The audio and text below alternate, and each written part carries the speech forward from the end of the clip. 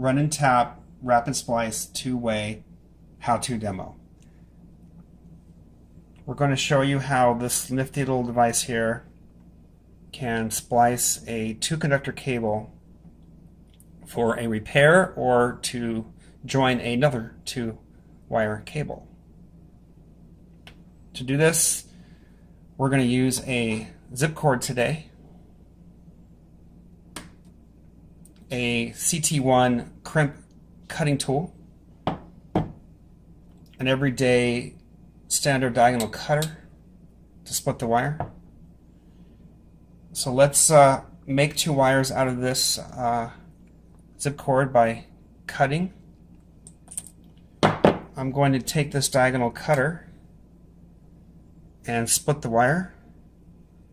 You could just use your fingernail. Don't split it too far back. Let's do the other one here. Be careful not to cut too far into the jacket so you're hitting the conductor. Usually these zip cords have a nice rib down the center, so it makes it easy. Set that down.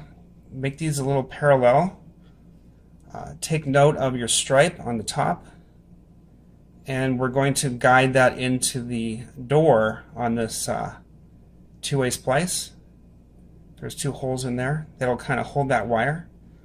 I'm going to go ahead and close the door using the CT1. You're going to hear a click, and we're going to do the same on the other side, matching the stripe so your polarity is maintained. In this case, I do see the stripe is not lining up. I want my stripe to stay on top, so I'm going to go ahead and use the other end. Again, making the wires parallel so they guide into those holes nicely.